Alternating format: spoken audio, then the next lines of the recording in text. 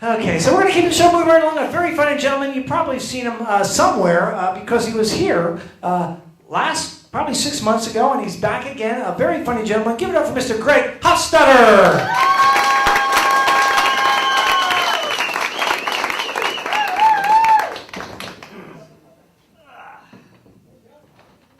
Man, what a good-looking audience tonight.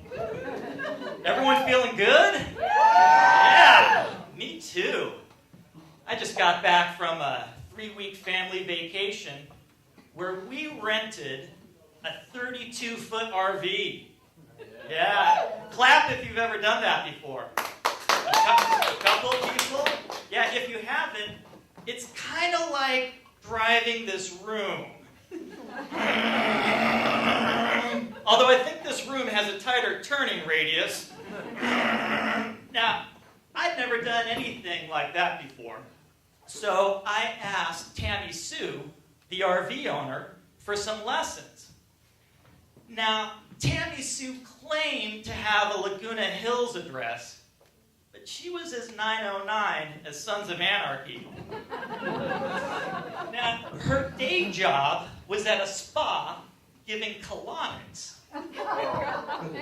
And the reason I mention this is because as she was teaching me how to back up, she kept saying, "Watch your butt. It swings wide. You gotta watch your butt." And I wasn't quite sure. Was she referring to my driving, or did she just want to give me an enema right there in the parking lot? She did seem awful keen to show me how to dump the septic tanks. I have to say, I do feel 10 pounds lighter. Finally got rid of that bubblicious I swallowed in grade school. But it was a great trip. And it really reinforced the idea that overcrowding is an imaginary problem. You know, here in Orange County in LA, don't we like to piss and moan about traffic, small backyards, having to share the same oxygen as Justin Bieber? But really, once you drive north of Magic Mountain, we've got entire zip codes with nothing in them. I mean, it's just dirt, weeds, some guy named Jeb, more dirt and weeds, some girl named Jeb. Next thing you know, the two Jebs have gotten together to smoke some of the weeds and apparently open up their own Subway franchise because they're everywhere. Yeah, I looked it up. There are now more Subways than McDonald's and Starbucks combined. Yeah, craziness, right? Has Jared really gotten that lazy?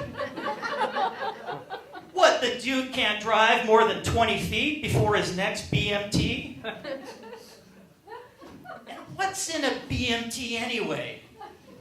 Do you know? Bacon, meat, tomato? No, I don't think there's bacon in it. No, I'm starting to think that BMT stands for baloney made from truckers.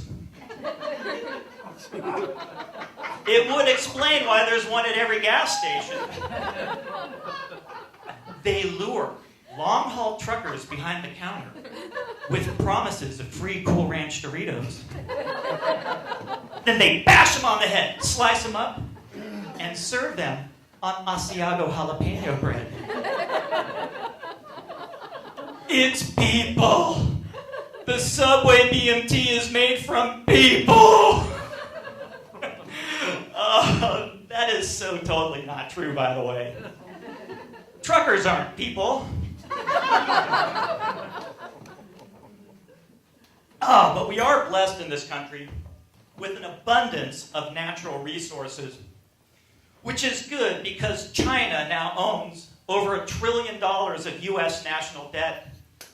Yeah, at any point, they could just cash out people. We might be forced to sell off some collateral, like Oregon. Oregon has trees, China needs chopsticks? If you want, we can call it the National Organ Donor Program. What? I'm not saying I want to sell organ. Yeah. I mean, my folks have been living there the last 30 years, and they're too old to learn Mandarin. The University of Oregon Ducks, they're just going to have to rename that the Peking Duck. And just imagine that poor mascot. Glazed, fried, hung upside down in the football stadium, a big vat of plum sauce for dipping. Just imagine what the Chinese are going to do when they take over the subways in Oregon. Yeah, I'm going to have the Mugu Gai sub, Kung Pao bread, 6-inch, 15.24 centimeters. Jeez. Lettuce, shredded carrots, bok choy, some of them little orange slices. Yeah, just pile them on. Well, hell yeah, I'm gonna want the combo with the green tea and fortune cookie. I'm just gonna get hungry again in an hour. Why? No, I'm not a trucker. Why do you ask? So here's a question for you all. With the recent NFL scandals, who suddenly became the happiest person in the world? Can anyone guess? No? Donald Sterling. He is so stoked. Yeah, finally off the front pages. And best of all, thanks to that Ray Rice elevator video, now he can tell his mistress, see, that's why you shouldn't hang out with blacks. What? I'm not a racist. I was just trying to protect your face. Hey, sugar tits, these bunions aren't going to rub themselves. I mean, for the longest time, Donald Sterling was only the third worst Donald with bad hair after Donald Trump and Donald Duck. But this has been his breakout year, right? I mean, he's just shot right past the Donald and earned his own nickname, the douche. No, it's true. Oh, excuse me. I mean, it still cracks me up. Months later, when I go back and listen to those interviews with the douche's mistress, when she tells Barbara Walters, I'm not a whore. Yeah, let's review those facts. Let's see. He was married. You were his personal assistant and 50 years younger. He called you an animal in bed. And you walked away with a Ferrari, a Range Rover, 2 Bentleys, and a $1.4 million duplex. If we can't call that whoring, we really should stop referring to Jeffrey Dahmer as a serial killer. Yeah, because by that logic, he was just a misunderstood go-getter with unconventional dining habits. The whole thing, remember, was started by Shelley Sterling, the douche's wife, because she decided to sue the mistress for egregious golding. I think that was the lawsuit. And you have to remember, at this time, the Sterlings were worth nearly $2 billion. I mean, that's not US-China money. But when you're worth nearly $2 billion, a couple of whore gifts are like sofa change. Shelley Sterling wasn't pissed about her husband's infidelity.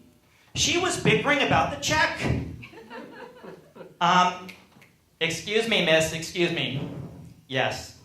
No, I didn't order this. What? I don't even know what teabagging is. What? Donald, you're getting overcharged. And she should know, right? Because Shelley Sterling is the one who set the exchange rate. Shelley Sterling is the one who knew that the Nazi cheerleader routine was worth a 2-bed, 1-bath fixer-upper on the wrong side of La Cienega, not Spanish Revival, Beverly Hills adjacent. Yeah, Shelley Sterling knew that a hand job on the douche's Viagra-fied fossil was worth a long weekend in Tahiti, not a luxury SUV.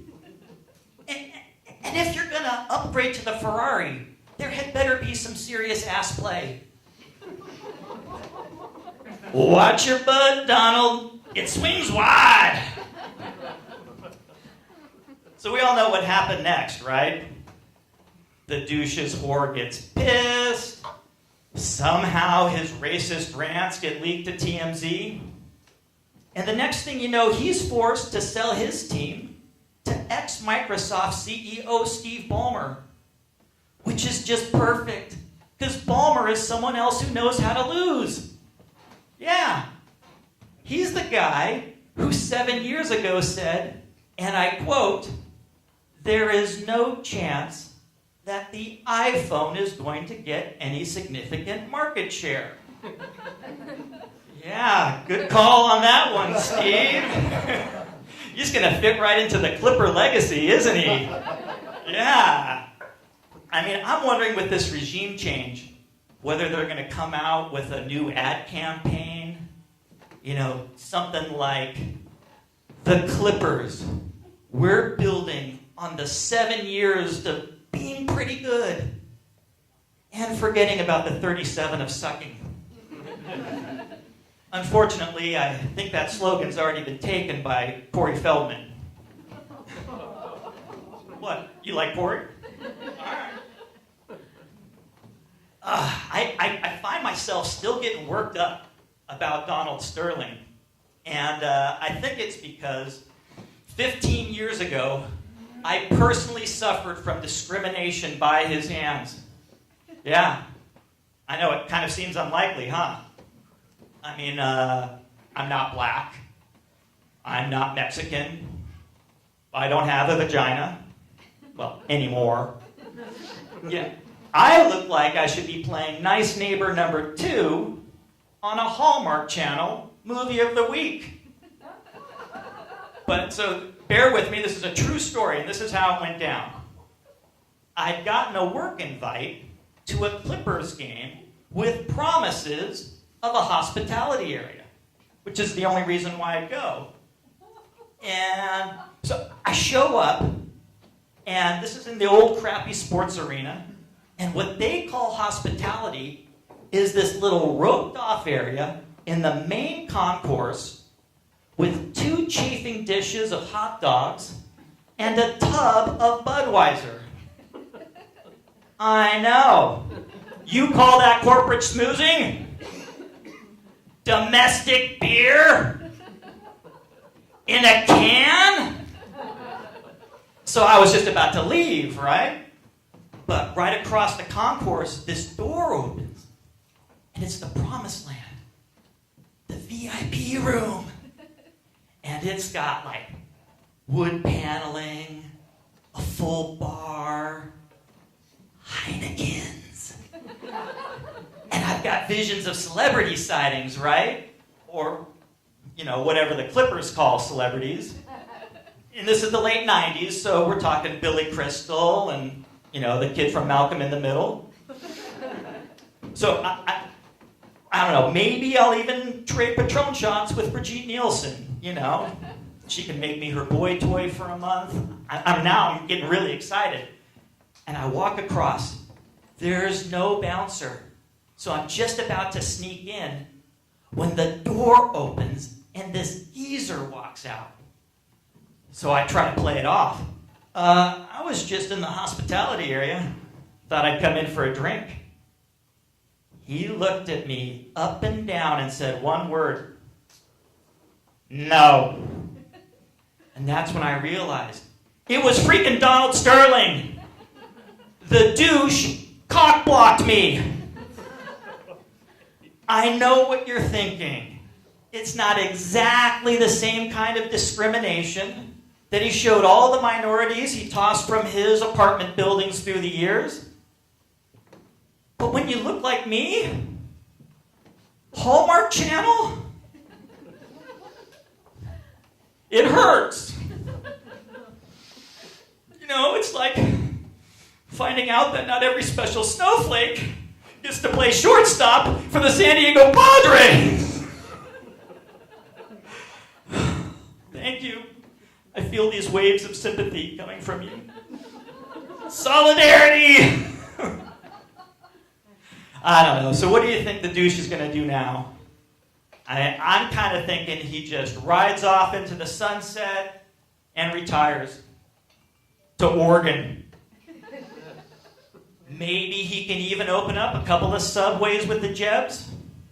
And finally, start discriminating against someone who really deserves it. Like our future Chinese overlords. Thank you so much for your time.